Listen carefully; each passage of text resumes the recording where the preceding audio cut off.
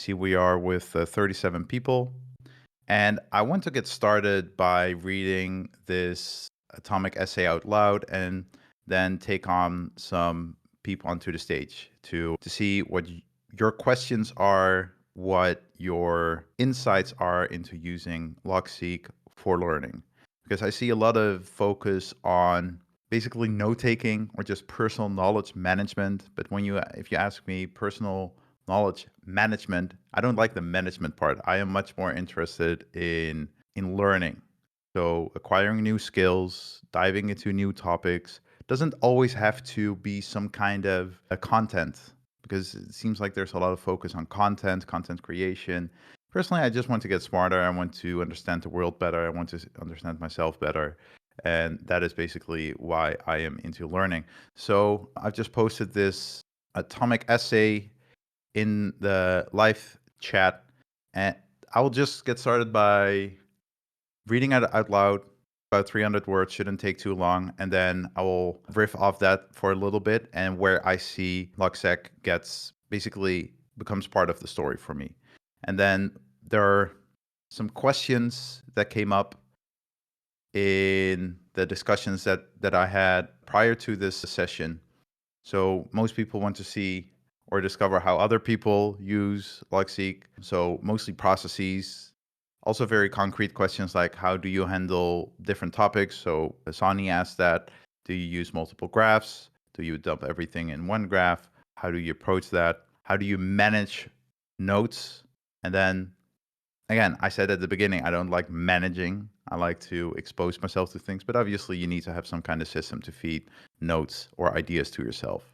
And then I will share some screenshots of how I take notes. In this case, I have an example from how I use notes, how I take notes from podcasts and how I turn them into flashcards. So I'll be linking to some resources as well, what has influenced my thinking. But enough talking, like ranting. Let's just get started with the build a learning infrastructure atomic essay. So it starts with your mind is a sieve. Only a fraction of what travels over your neural pathway sticks. Everything else is filtered out. But forgetting is not a curse. Without forgetting, everything that you ever did or said would haunt you forever. But if you're trying to learn, you want to minimize forgetting in the long term. Remembering everything is impossible, so we need systems to help us keep the useful bits of knowledge. Our best bet is to externalize a part of our thinking, or to build a second brain. Having a second brain is crucial if you want to be an effective learner. Without digital systems, you'll soon face memory overload, or the overwhelm that comes from tracking processes. And this is where I think Logseq can help us a lot. This was a realization I had, that our first brain basically runs on glucose and that our second brain runs on text. Why is this important? Well, text levels the playing field. Every device and internet connection can handle text. Text is easy to save and search. Plus, your source material and your own notes will also be on the same level. Text. To learn with text, you have to go through 3 stages, I believe at least: consume, collect, and create. For each phase, your learning infrastructure or your learning system enables you to focus on the material instead of the process. And I think, again, this is where Logseq can help us a lot. So consuming happens when you read a text. Even when you read passively, you're often interacting with the author in your mind. And 2 questions to ask yourself as you're reading: what is unclear or surprising, and what other ideas connect to what's presented here? So have a dialogue going on. No note taking, just consuming. Then collecting starts when you externalize your thoughts. It begins by highlighting whatever resonates with you. Finding out what the author wants to communicate is also a way to find useful highlights. The collection phase is topped off by taking notes on what you've highlighted. And this is often where most people stop. Even after the highlighting part, many people just stop. They don't take notes, they don't dig further. But creating is very important, and creating is basically in everything that you do. So even when you create a note, it's there. By collecting highlights and notes, you're creating resources for your future self. I think that's a very important concept. And using the ingredients you've distilled in the collection phase, you can create something new that others will consume, collect, and create with. That other person can also be your future self. So even when you never share your notes with anyone, that's already another person, like your future self. And this is the cycle, I believe, from information to insight, and it's basically a loop. It never ends. And if we want to thrive in this knowledge economy, in this information age, I really believe it's crucial that we build a learning system. So, lots of renting from me. I see we doubled in size in the meanwhile. I am very curious after reading this atomic essay what people's thoughts are. Like, does this spark any idea, any insight, maybe questions that you think, is it really 3 stages? Does it sound too simplistic? I'm very curious. So raise your hand if you want to share your view, and please raise your hand, because this is not me talking for 1 or 2 hours. At least I hope not. I want to hear what you are thinking. I see people are shy to speak up. Dario, great. Oh, I'll do that. it seems like you have to push the hand button and then push the request to speak button. I just wanted Ah, to help you get off stage there because it was awkward silence. I embrace silences. Awkward silences are good. I think the one thing which that sparked for me is on the capture side, or collecting at least, where a lot of people are using Readwise as this like interim tool that brings their notes in for them. And I think Readwise is an amazing tool, but what it's done for a lot of people is given them like absolutely zero friction to just become collectors instead of like thinking about the actual notes themselves. So Yeah.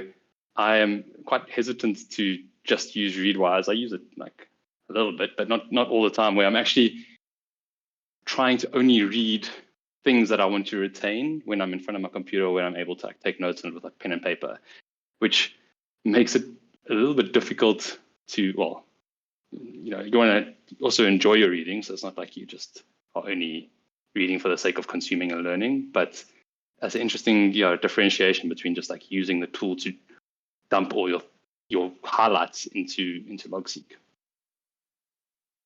Yes, I think it's sometimes a little bit too easy. And I will show in a little bit how I introduce just a little bit of friction to make sure I don't just highlight mindlessly.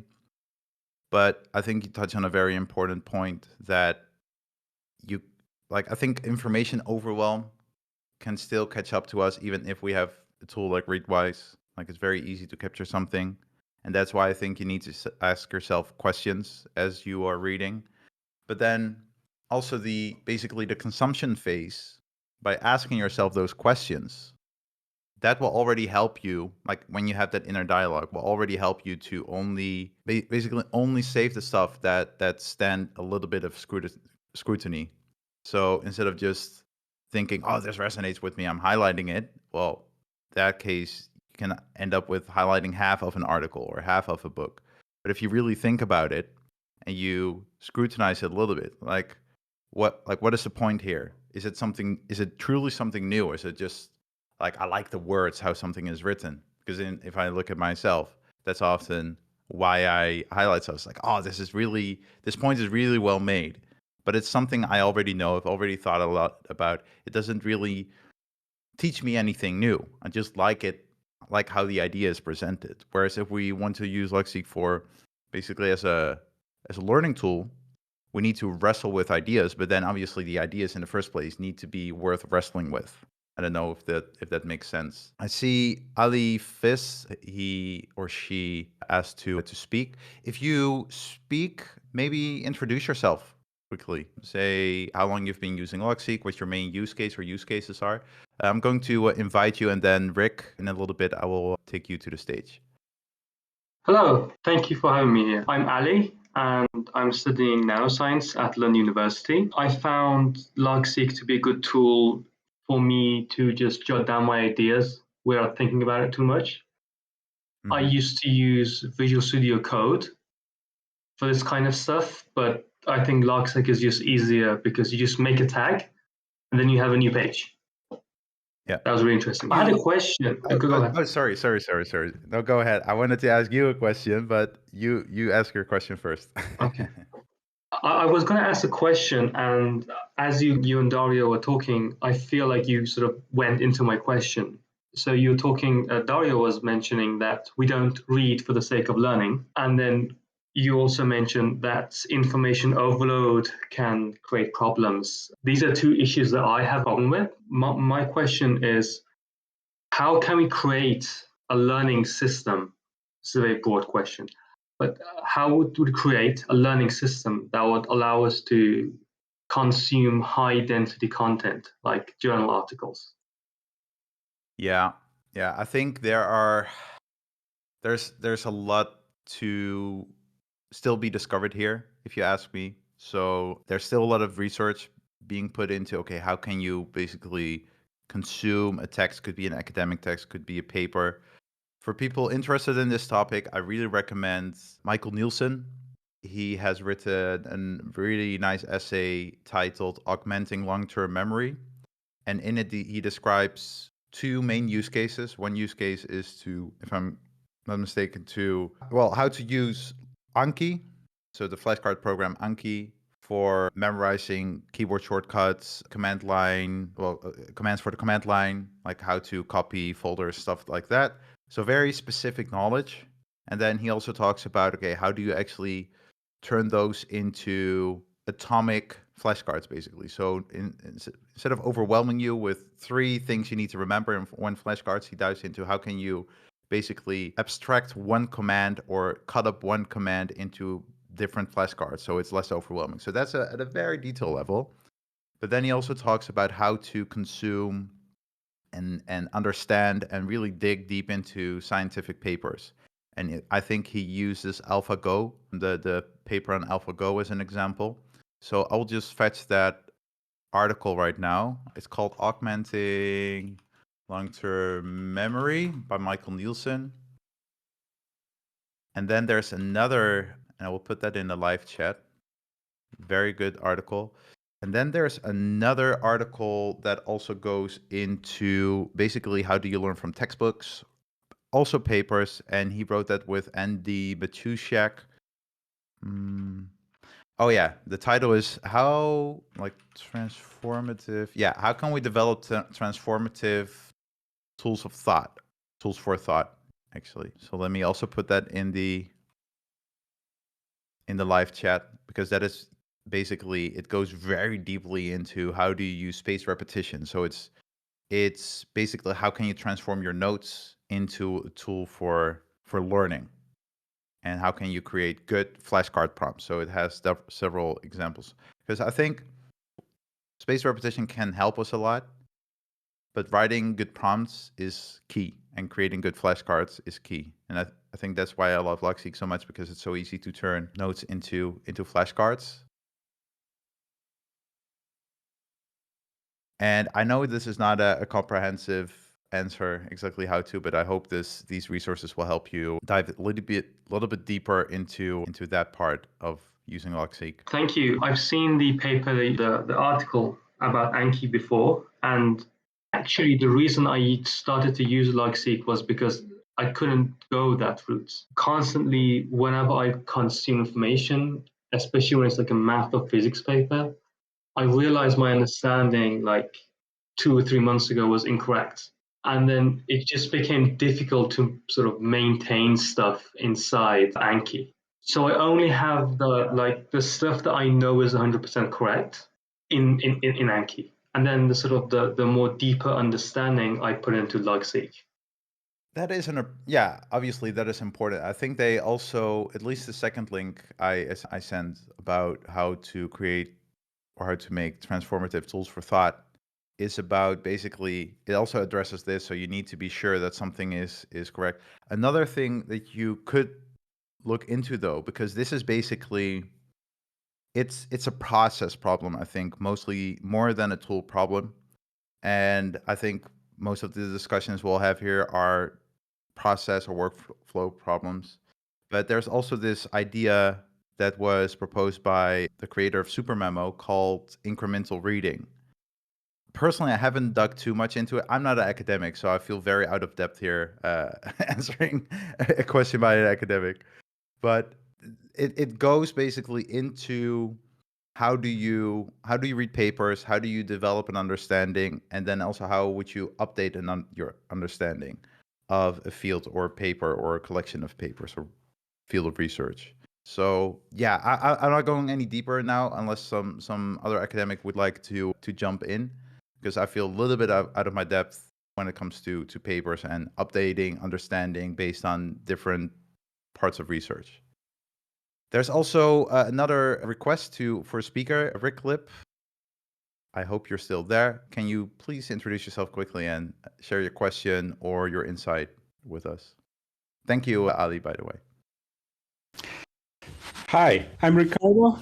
I'm a software engineer, and I've also done a lot of work around agile coaching and helping people improve their ways of work. And been using Logseq. Well, I'm originally a Rome user, and been in Logseq a few times, and moved completely to Logseq once it got a mobile application. So Nice. 2-3 months ago.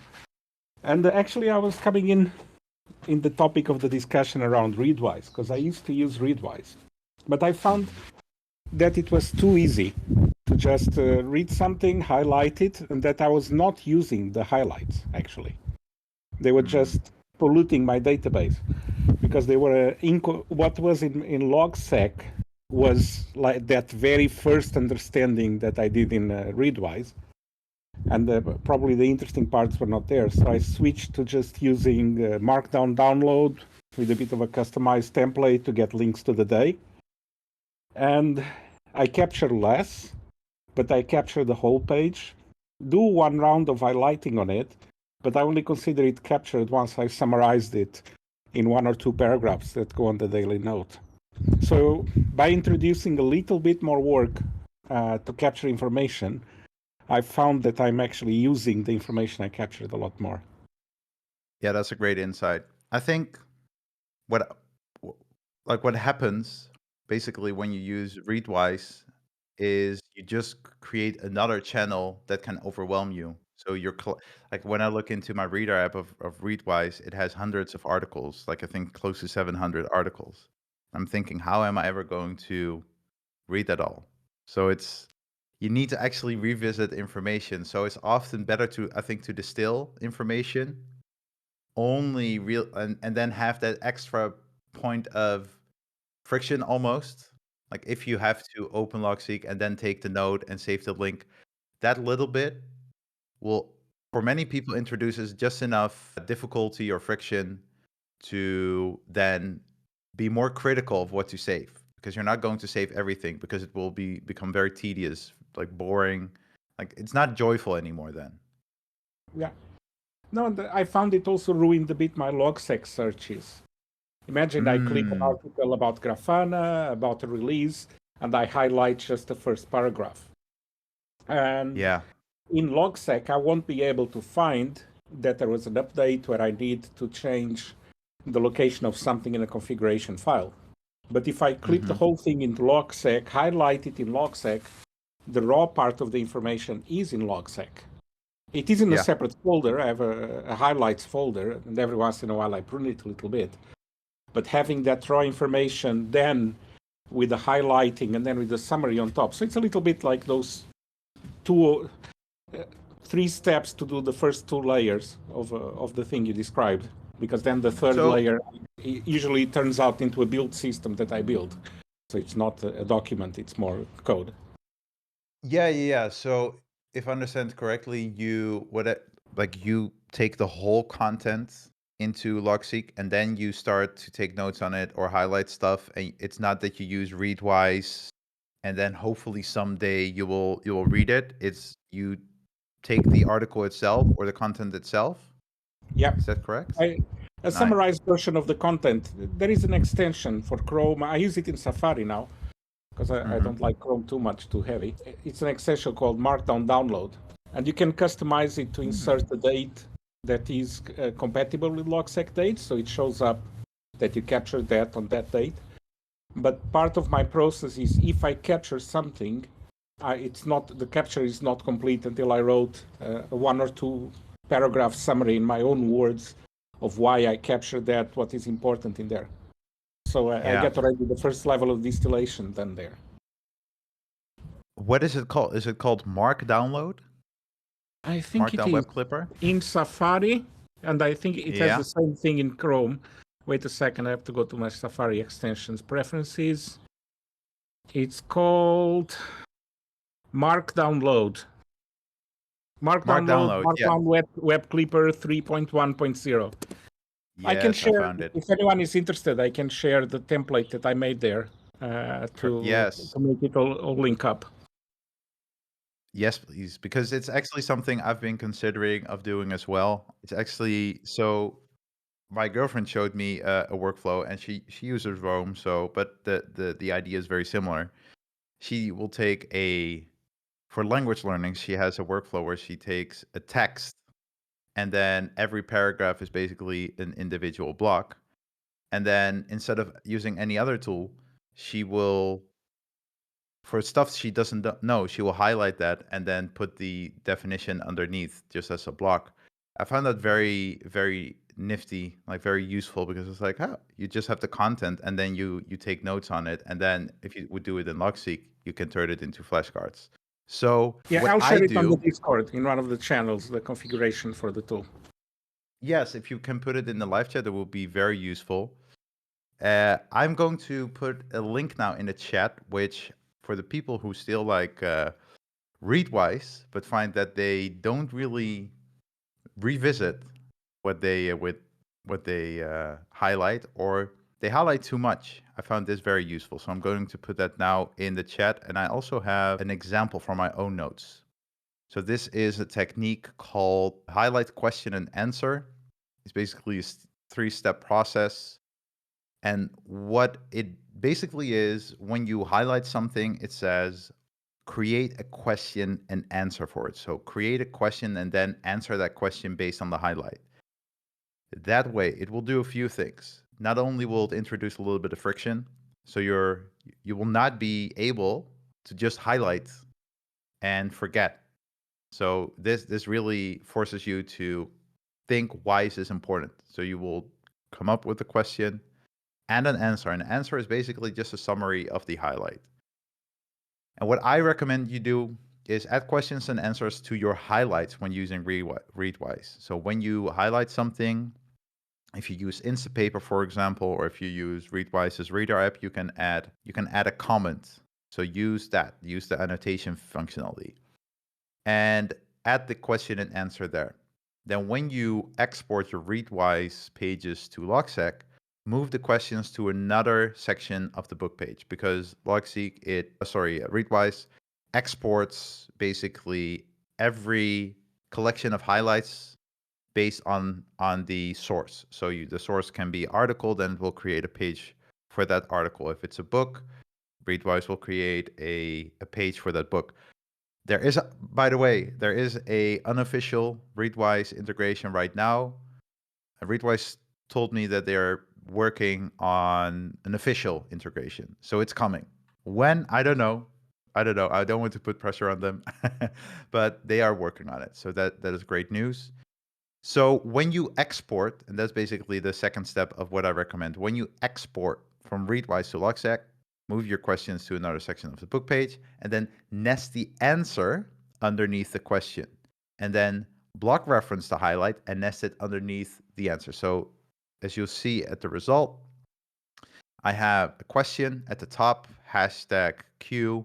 For me, that's basically my system. Then nested underneath, I have #A for answer. And then nested underneath that is a block reference to the highlight that I've taken. It's a long highlight, but basically it explains one idea. And I then, if I want to remember it, or if I want to revisit it in Logseq, I just add the #card to the parent block.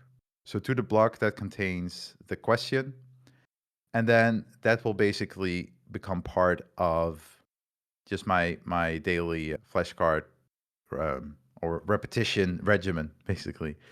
And I can add more tags to the parent block to basically create subsections of my flashcards, and then I can use the card code, so curly bracket curly bracket, cards, and then the tag I want to revisit. And that also helps to revisit your notes one by one. So what other questions did I get? Let's see. Oh yeah, Sonny asked how to handle vastly different topics. So should you use multiple graphs for different topics or areas of responsibility or not? If you ask me, the answer is as long as your graph can handle your amount of notes, there's no real reason to have multiple graphs. So multiple graphs is really, if you don't want topics to touch each other at all. So maybe for work, you cannot use iCloud, for example, but you do want to use Logseq. And then you have your personal graph where you can sync your notes via iCloud or any other cloud sync service. So those are basically the main considerations. So performance, security, do you have to keep your notes separate? Otherwise, I really recommend maintaining one graph. And the advantage of that is because if you're really trying to build a second brain, then having one place to look for your notes is great. And obviously the way Logseq is built as a graph, you can create different clusters. So there are a few ways to do that in Logseq. Namespaces is one. So no, we don't have folders, but we have namespaces. So that way you can create some hierarchy. If I look in the team graph of the Logseq team, I have a community page, but that community page is also basically a namespace. So I have community/Discord, I have community/feedback, I have community/ideas/content/ et cetera, et cetera.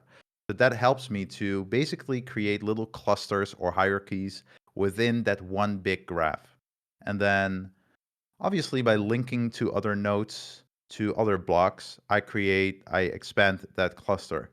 So it's not really necessary to cut them up into different graphs, and I would argue against it, but that's based on my own experience because I have often, as I was doing personal stuff, I also came up with stuff for work. Or when I was doing work stuff, I often came up with maybe ideas for personal projects. But that is my mindset. I like to look holistically at my life. So not just cut everything up in different areas that have nothing to do with each other.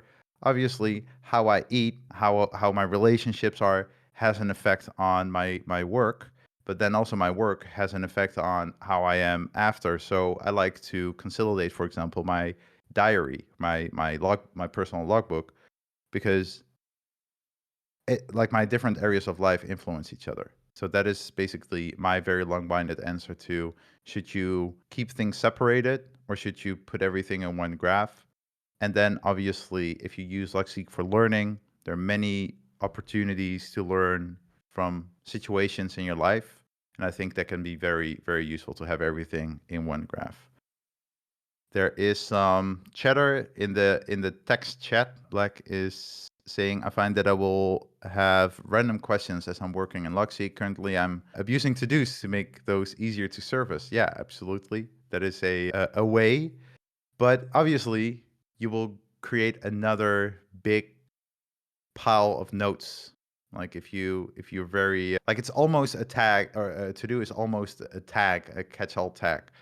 It can really devolve or go down a slippery slope where you have too many notes with that one tag.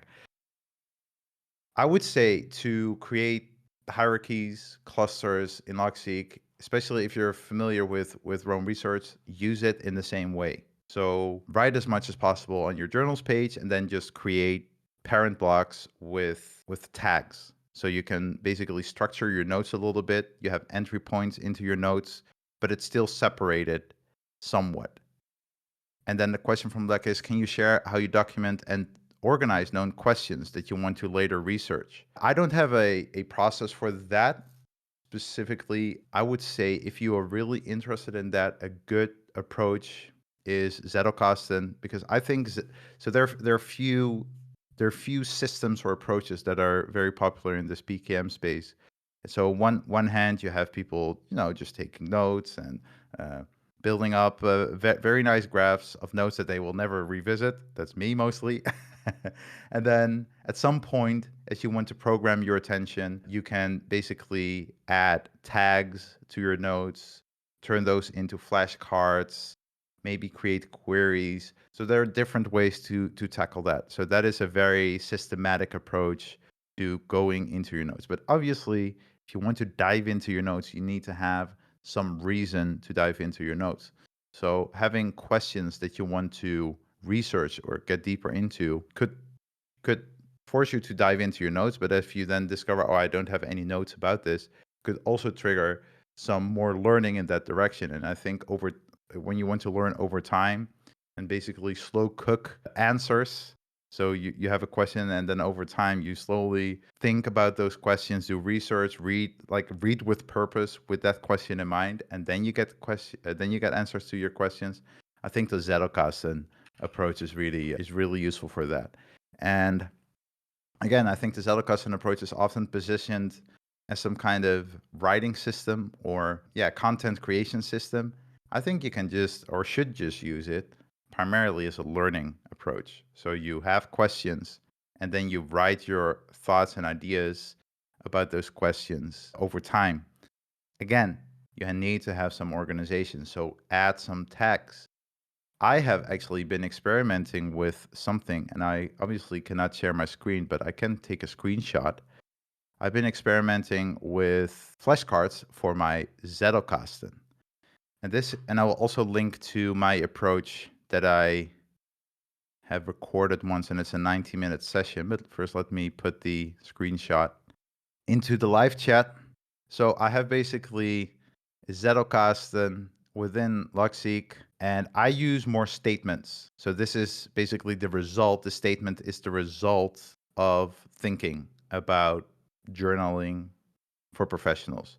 So I started basically out as a question. I don't have it captured here, but I started out as with a question like, what benefit does journaling have for professionals? So personally, I like to journal. I like to journal because it has helped me reflect on my life, but like on a bigger scale. But it also has helped me to offload my thinking.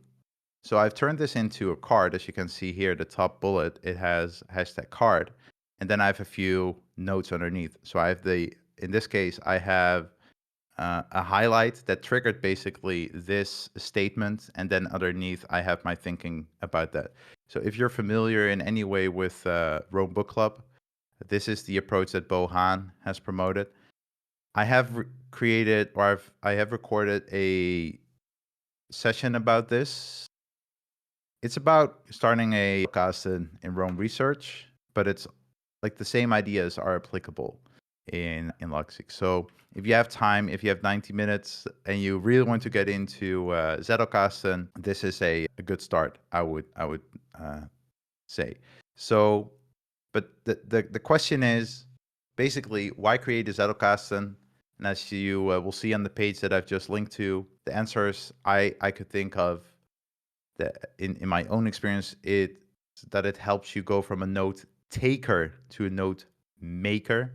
So by wrestling with ideas, wrestling with ideas helps you to make sense of those ideas or understand them or see how they can be applied. It also helps for writing, absolutely. So the Zettocasten enables a bottom-up approach to writing. So ideas emerge as you interact with your notes. And I think the main problem with many people is why their notes are not useful for them is that they don't revisit their notes. So we tend to be note takers, maybe even note makers to some extent, But then as we have wrestled with an idea, maybe never revisit it, never update our understanding. So you can use Zettocasten, especially when you combine it with like a flashcard program like Logseq has. It becomes a learning tool. So as you revisit notes, you can connect them. And that is basically, well, if you add spaced repetition to it, then you can program your attention basically to link your notes, to add maybe questions you want to dig deeper into. You can add some insights you've had in the period since you last revisited that note. So there are a few ways you can leverage the Zettocasten to learn more. I have another example, and this is the question was basically how to use questions and answers to create atomic notes. So I will share this screenshot again in the live chat. This is a snippet from a podcast podcast part that I listened to. And again, you'll see the question and answer. I don't have a highlight because this is more of a bigger idea. So the clip is the importance of a dialectic using the best of opposites to win. So this was on the Lex Fridman podcast with Ray Dalio. I really believe that Ray Dalio is a very clear thinker. Can learn a lot from him also by looking at patterns and trends. And then the question I had, or that was asked, I think, by Lex Fridman, is central planning enables growth, but it also limits individuals. How important is freedom as a metric for society? And basically, Ray Dalio compared and contrasted the U.S. society to the Chinese society, and basically what we can learn from both. So this is a way longer note. I could basically add some more hashtags to this. I can add some more questions to this. So maybe I have like a hashtag Q pending, for example. So it's a pending question, whereas a Q would just be an answered question. So that way you can play a little bit. But as you can see here, I use indentation freely. In this case, I haven't linked it up to other things yet, but these are all my insights from this snippet. So it's not copying things, it's just writing down as Ray Dalio was explaining his ideas. I was taking notes. And as you can see here, I'm very liberal with indentation because it helps me to structure the information. And I can basically more easily hide, in this case, the examples. It's very easy to hide the examples. And it's even very easy to hide all the nuance to the answer. So I know this is very superficial answer, but everything comes with pros and cons. So everything has opposites. The trick is to make the two opposites beneficial. So basically, take from two competing ideas, take the things that work the best and see if you can mesh them together. That's basically the very low resolution insight that I got from it. But then I expand on it. So I add a lot of nuance. So if I want to dig deeper, I can dig deeper. Again, it's very important that you have some kind of system to revisit these ideas, to revisit these questions. Maybe you read more on the concept of like dialectics. So then you have new notes, you've been reading about it, you re-encounter this note, and then you can basically add links to other notes. So I like to create my own personal rabbit holes where I go deeper down into ideas, and then I just spend time reading my notes. I enjoy that. But obviously it needs to become a habit. So it's at some point the system is like there's only so much you can automate. At some point the system really needs to be part of you. So you need to create those habits. You need to sit down every day or every few days to go into that rabbit hole, to either do your flashcards or revisit a tag and read those notes and expand those notes as you're thinking about them.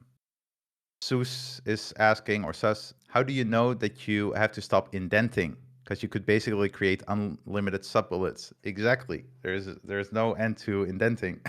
If you want it, like, I don't know which app it was, if it was Dynalist or Workflowy, like one of these early outliners.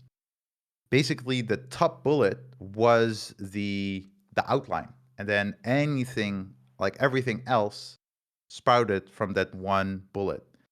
So the way an outline works, and I think this is very important to internalize when it comes to outliners in general, is there is basically no limit because it's a tree. So even if you have only one bullet in your graph and all of the other bullets are just child bullets or child blocks of this one main bullet, that's fine because basically your entire graph is already a tree. It's a big trunk, and pages are like individual pages are like branches that sprout out. very, very different way of thinking, on the surface at least, because if we really think about it, how our notes and are often organized, it's often in files and folders. And basically, an outline has the same structure as files and folders. It's a hierarchical structure, like it's a tree structure. The advantage with a tool like Logseq is that you can reference blocks or branches in other parts, so you can reuse the same information without duplicating it. Masumi is asking, similar to the question format, what are some ways to track questions you're tracking or claims/hypotheses? Again, you should have a system. So I have demoed in the last office hours, I have demoed basically my content creation pipeline. So I have an idea for a piece of content, and then I outline it, and then I research it, and then I write a first draft. By the way, the research and outlining are reversed. So I first research it, then I outline it, then I draft, and then I publish. You could use a similar approach with questions. So maybe you have a template set up with a tag, question, and then maybe a field you're interested in. So I don't know, question stock trading, and then you write down your question. And then every now and then you go through your questions that you have and you start to basically do some research. So you'll start in your own graph. So you have that question, and then you think of some keywords you could think of to dig deeper into. And then first you start to look into your graph. What nodes do you already have? Once you have that clear, you can then, but you miss some things, or you think, oh, I need to research more. Then you start to research outside of your graph. So you start to read articles, maybe even papers, watch videos, and take notes on these.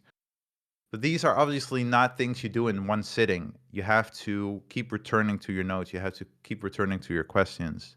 And it's a continuous process, and it's very messy. So if you have read How to Take Smart Notes, it answers this question. But it often looks like, oh, you go in a very linear process.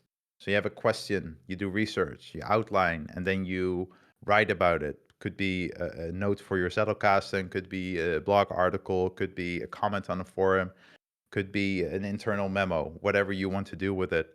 But your thinking has some kind of product, some kind of end result.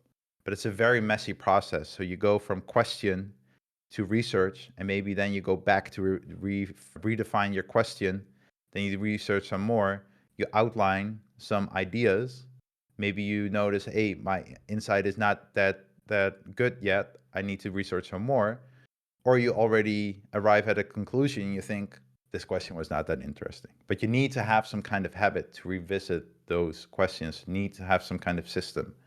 And queries can help with that. But then again, you need to have a moment every now and then that you revisit those queries and actually do progress the stuff that's in those queries. So check out the last office hours. Let me grab it from I think I've posted in the announcement channel. Yeah. So let me publish that in the live chat. Alex asks, do you primarily use links, block references, or embeds to link ideas, or maybe tags? My workflow is very block-based. So I would say it's primarily block-based. I do use pages, but pages for me are very big collections of related ideas. So if you would look at my personal graph, I have a page for Logseq, and then Logseq has, community, has content, has feedback. It's all on the one page, but it's nested underneath parent blocks. So on the page I have the parent block is community, and then underneath community I have maybe Discord. And I might reference blocks multiple times on the same page, because maybe I read something on Discord that is really good feedback for maybe multiple parts of our community. So I'm very block and branch based. I link to pages, but more I use page links more as inboxes almost. So I use the link references of pages almost like an inbox, and then I tend to move branches and blocks onto where I want to see them or where I want to use them, like reducing friction. It's in line with, I would say, how to take smart notes. So what Sunke Aron said in How to Take Smart Notes was, don't organize your notes by source where you see them, but organize them by where you want them to show up.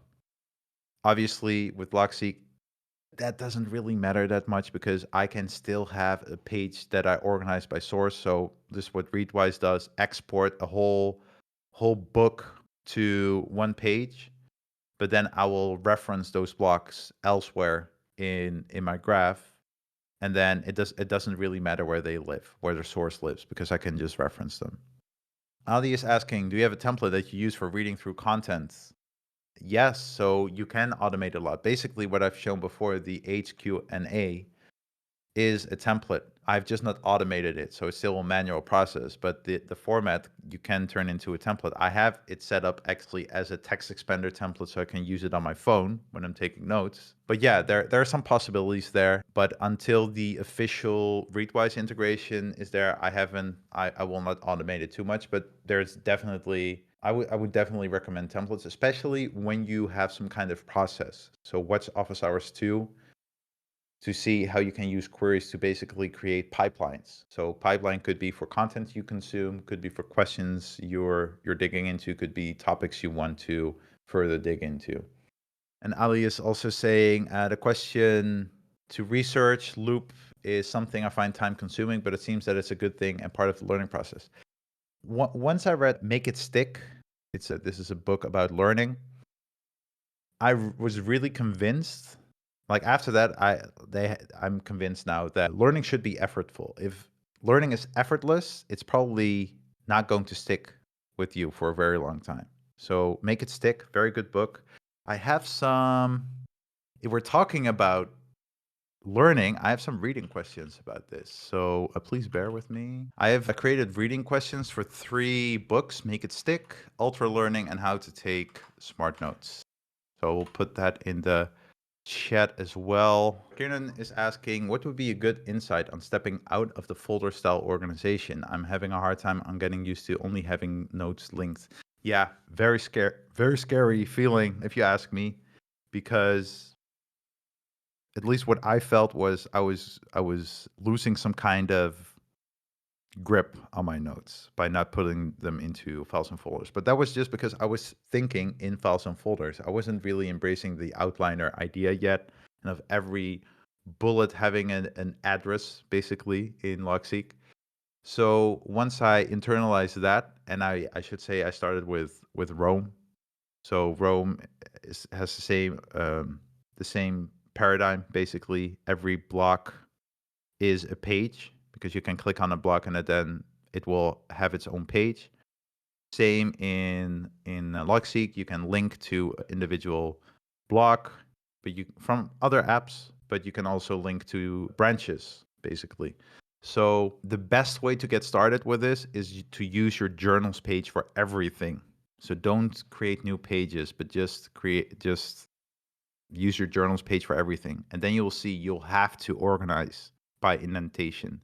Now, by adding a tag, you will be able to find it back. So indentation and tagging are the most important things to get started.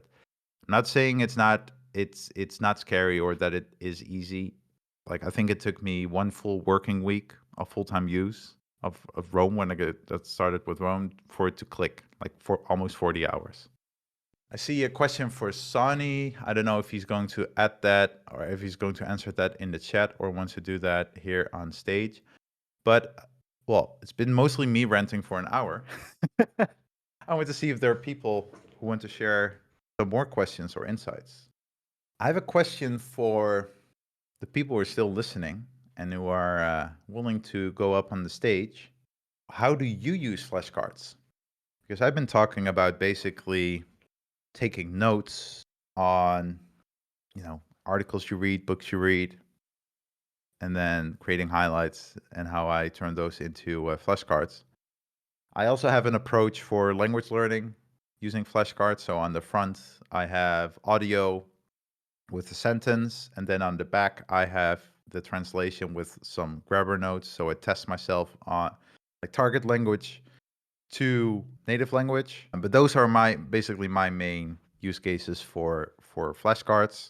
And I'm also thinking of, okay, how can I better maintain my Zettocasten by thinking about topics over time and then basically programming them throughout time. So with a flashcard program, obviously the older a card is, the more often you've reviewed it, the longer the next time will be that you will see it again. So as you've been thinking a lot about a question, down the line you will probably need to think less about it as you've already thought a lot about it. So at some point you have arrived at a conclusion. So those are, I would say, my three main use cases for flashcards, but I'm curious how other people are using them. See, Alex is coming to the stage. Do you also want to share something, Alex? Yes, it does work. Okay. Yes, what I do, because I tried with flashcards, like with language, but then I ended up with 100 flashcards and it really didn't work that well. I went back to Anki for languages. So I removed all my flashcards from Logseq and now I use them with ideas that I'm not yet finished with. And then I just put a tag on them and then they just resurface. So it's an idea that's not done, but I don't want to do anything with it now. And then I know I will not lose it because it's somewhere in that list. So somewhere between now and next month or something, it will come back. And it's very nice to know that it's not gone. Yeah. Yeah, I think, well, it's obviously a note is never gone, but I think this is one of the most the best use cases for flashcards outside of really memorizing knowledge or language learning is programming your attention over time. I see that we have Chris here, TFT hacker. He has been thinking a lot about this and also writing quite a bit about this on Twitter. I don't know, Chris, if you're able to talk, but maybe you have some other insights of how to program our attention, because I feel like that is the most prominent question I see come up here. It's the best use case for flashcards in the PKM space. If you want to talk, please raise your hand. But Alex, I'm curious, what is the reason that you not use Logseq anymore for language learning flashcards, and that you went back to Anki? Like, I love Anki, so I completely understand you. It was a while ago, and then we didn't have the mobile version yet. And I noticed that flashcards are nicer on mobile than on my computer. Yeah, so I think a few things for me that, and I'm just going to be completely transparent here, why I don't use flashcards in Logseq for language learning, but I'll use it for all other things. I believe that it does a few things better is audio, but now we have audio player in Logseq, so that is a non-issue. The mobile app is really nice, I think, for reviewing, so the Anki Mobile app, but now with Logseq Mobile, that's less relevant. But still, I like the Anki experience after using it for more than a decade. But what I hope, and I say this as an employee of Logseq, I hope there will be a way in the future that we can adjust the algorithm in Logseq in an easy way, because I have Anki set up, the algorithm set up in a way that is best for language learning. So when I fill a card, it doesn't reset to 0, for example. And I've noticed that the Logseq algorithm tends to put cards further into the future, so I get less reviews on that. So that is one thing why I don't use it currently. So I was curious to your experience. I see that we have Chris on the stage. Long time no see, man, or no here. Hi. Yes, hi Ramses. Very nice discussion. Thank you. I'm enjoying.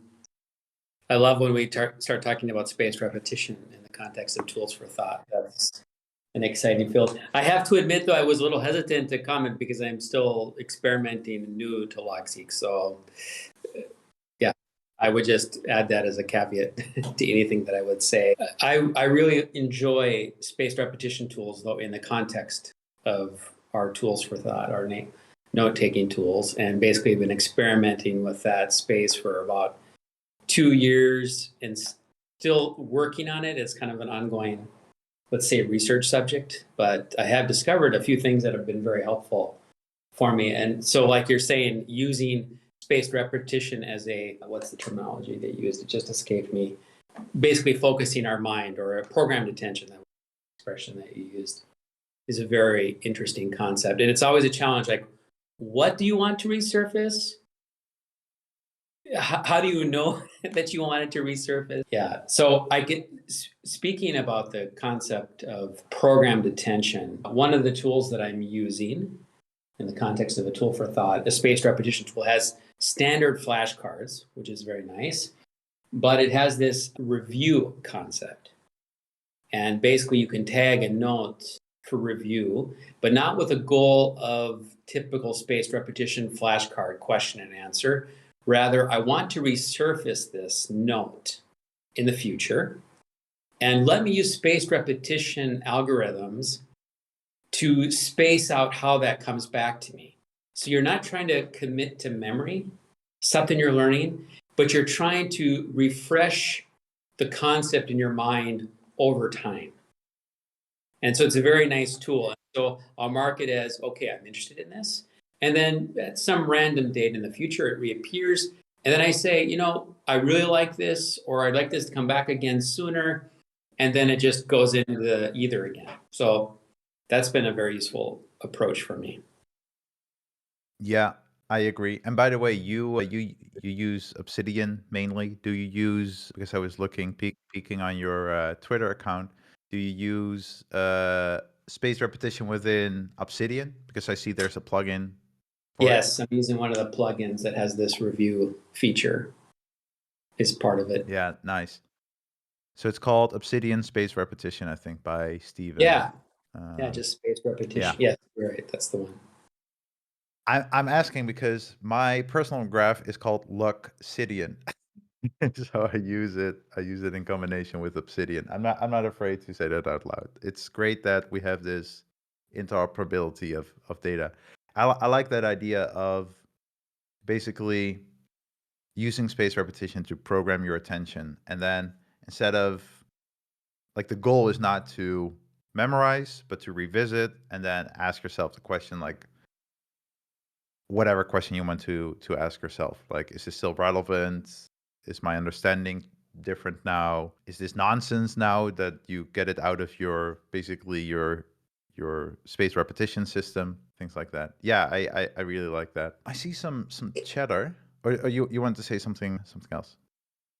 I was just going to support what you said. The idea is through a few resurfacing of notes, you then begin to see, is this really relevant or useful in my life? And so then you kill either that bringing it forward, or you say, no, I'm going to continue with it. And what I do like in writing and teaching, these concepts are being, let's say, very subtly refreshed in my mind. They do linger there, so they're coming back with that approach. The third thing that I'm doing regarding spaced repetition is coming back during these review cycles that I was just mentioning, kind of this programmed attention. And as I do come back and I find that there's meaningful information there, but there's very targeted information that I see would be better to learn, then I'm starting to add real flashcards into that same note. So you have this kind of very general review process, but then as they resurface, I get more targeted. And I put the flashcards right there. That way, whenever I come back to this note or they resurface, I can see, okay, wait a second. At some point in time, I've really drilled in. I want to remember this date. I remember this name, or so multi-tiered. Yeah, exactly. Actually, now that I think of it, because recently someone asked about how to create flashcards within flashcards in Logseq, and I was like, what would be the use case for it? But now, when you say this, I'm like, yeah, that's the use case, because you can have a flashcard, but then as you're reviewing it, maybe you add a note, or you add a question and then an answer, and you turn that into a flashcard. So basically, then you create a flashcard within the flashcard. And it would be nice to be able to review it separately, or have it turn up separately in your review, because, or even tag it with like to remember, so you can have different contexts. Like when you just want to review, just want to relax, you can revisit one type of flashcard that you have tagged, and then you leave out all the stuff that you want to remember. And when you're a fresher and you think, okay, now I'm ready to remember stuff, to memorize stuff, you do the flashcard queue of another tag. That is at least how I would see it. I find, by the way, very, very good approach by Ali, what he put in the auditorium chat. And he says, my main use for flashcards is to help with university studies. I use Anki, separate from Logseq. I take a look at the content of the lecture beforehand. Then I enjoy the lecture. I think that's revolutionary for many people, enjoying a lecture. And then spend time to break down the info in flashcards. And sometimes, he says, sometimes I end up with just 3 flashcards for one lecture. It might take 3 hours to make those 3 flashcards, but reviewing them becomes super easy. Yeah, because, and I think, I don't know where I read this, but it, like, after using flashcards for more than a decade, like I think it's going to 2 decades, my goodness. Anyway, I realized after so much time, it's like flashcards are not necessarily about drilling stuff, about memorizing stuff. It's more about, when you talk about ideas and use flashcards, it's more to remember, so to bring it back up again, so bring it back up in your conscious mind, and then think about that. But you cannot, like, you first need to understand a topic if you want to remember it. So otherwise you are more drilling it. So if I think about my statistics classes in college, I would drill formulas using flashcards. I didn't understand those formulas. I would just drill them, which is completely stupid. If I had spent some more time understanding them and then making a more elaborate flashcard, and then having a different mindset to revisiting them. So instead of saying, oh, I need to memorize this formula, I would think more of applications, use cases, maybe even think in business how you would use this specific formula or technique. And I think that is a whole different approach than we are used to often when we think of flashcards, because most people I talk to who detest flashcards, they all have this emotion with it, that it's like you memorize stuff like you did in school, like you just brute force drill something into your mind. And I don't think that is the best approach to it. Oh, good question. It's not about learning, but from Fee Ramses, assuming you have Obsidian / Logseq reading the same markdown files, how do you handle block references between the two? I don't. I don't. It's definitely a hassle in that sense. Yeah, I don't have a good answer to it yet, and this question has come up repeatedly. So now I use them mostly side by side, but then when I have a block reference, I can still search in Obsidian, so I can still search on the block reference, because what will happen in what Logseq does when you reference a block at the source of the block, so you reference a block somewhere else where you reference that block, so the block reference itself, you'll see this string of characters. When you look in, or when you search for that string of characters in Obsidian, you'll see that the source block has some property added. I'm blanking on what the exact property is, but you will be able to find it back. So it's still possible to find it back and to then copy paste it elsewhere. I've had discussions with people in the community about maybe creating a plugin, like that they would create a plugin that basically acts like a bridge, because the block reference is saved in the markdown file. So the moment you reference a block, at that moment the block reference is basically created at the source, and then you can search it. So if there's anyone listening who is proficient with JavaScript and who wants to take on this challenge, I would really recommend look into this challenge. So how can you basically render block references in Obsidian. How can you render Logseq block references in Obsidian? The other way around, I don't know if it's possible. I don't know how Obsidian does block references or paragraph references exactly. But the way Logseq does it, the data is all in the markdown files. So you can just work with the markdown files if you create a plugin, and then if you could render it. And I think it would also be the most logical plugin. So it would be basically an Obsidian plugin for reading or rendering Logseq block references. And why would that be the most logical approach? I think is because many people use Logseq to do the research, to distill information, to create the outline. And then they go to Obsidian, at least I do, Obsidian for the long form writing. So if you could see the actual block reference render in Obsidian, the data is there. You would just need to create a renderer for that. Yeah, Fee, the dream would be if Obsidian and Logseq align somehow, but one can only dream. Yeah, I think this is very doable with the plugin. Again, I'm not a developer, and yeah, Luxidian is what my personal graph is called, Sonny. But I am empty. My mind is empty. I don't know what to share anymore. But I hope this session was useful. I have recorded it, so there were actually 2 recordings running. We have this bot called Craig, and I will publish this recording. I will edit it a little bit, get out some silences, but overall I should be able to just share it as is. I will fetch all the links that I shared, and I will publish it to both the community hub, which is new. So I'm going to put this in the chat. So hub.logseq.com, which is the new community hub.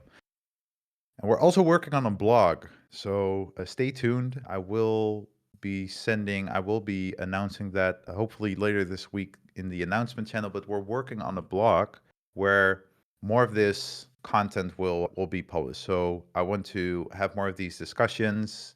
I want to trigger people to think about, okay, their workflows, and then hopefully we can share our workflows in a little bit more distilled package. So maybe a video, maybe you have a video to share, or you have a blog that you wrote, your own blog.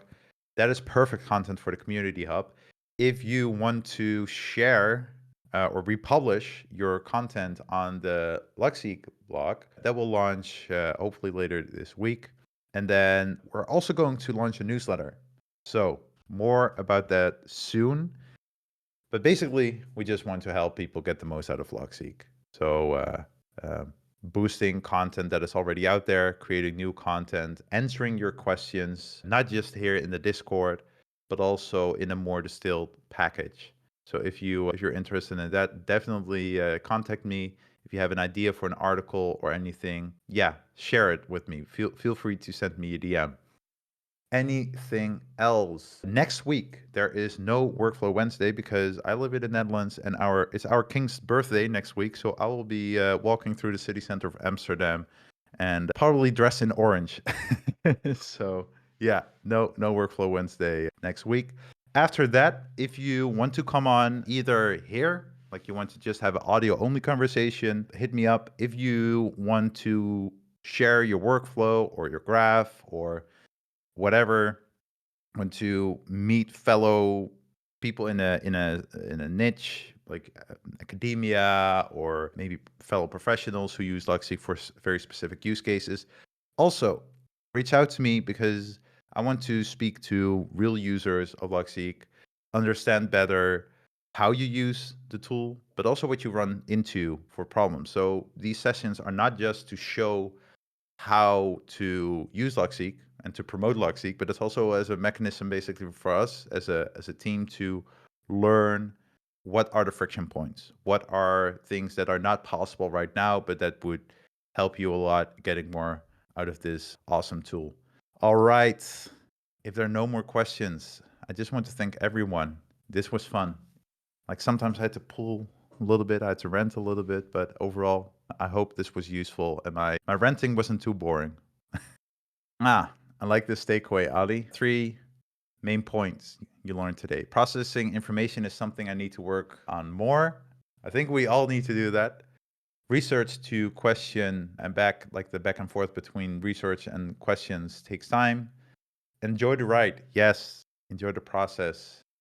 And Logseq has a welcoming community. I love that. I love that. Great. Thank you, everyone. Have a great day, great morning, afternoon, evening, wherever you are. See you next time, or hear you next time. Bye-bye.